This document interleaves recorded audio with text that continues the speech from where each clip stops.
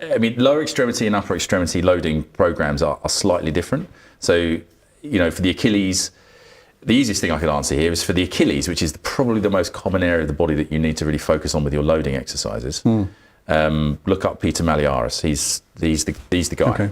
Funnily enough, also, but he talks about that in conjunction with Shockwave. He doesn't. No, he's just come away from the idea. He's used Shockwave for about 10 years, but this latest bit of research about insertional Achilles was actually out of his university and his colleagues.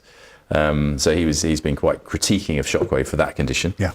But it doesn't remove the fact that he's probably the best tendon guy in the world, and his stuff on that is great. So for tendons, for Achilles tendons, it's lots of isometric work, followed by then some eccentric, concentric stuff, and building up from there. He's got all of that information. I could spend all day long talking about what you do for tennis elbow. Shouldn't we?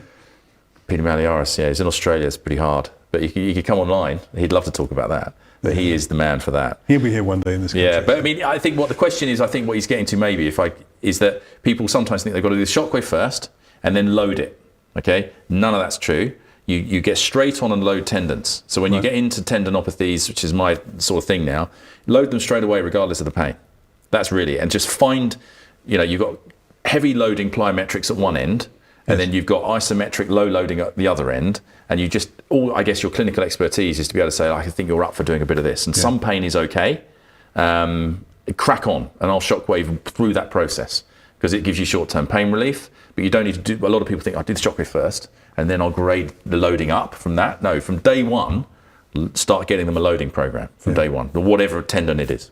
Who was there was one therapist, I think he was a therapist himself, but he suffered an Achilles tendinopathy, and he thought he wanted surgery. He said, I'm just going to continually load this thing until it snaps, then I'll get my surgery. And what he did, he continually loaded it, and it got better, which I think was that was Alfredson.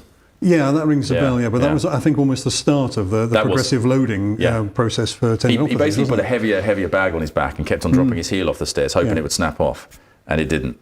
And it just got better and better and better and better. I think it was Alfredson, but so loading it right from the offset is the thing. So he managed it without Shockwave. Yeah, you do. You can, not a problem.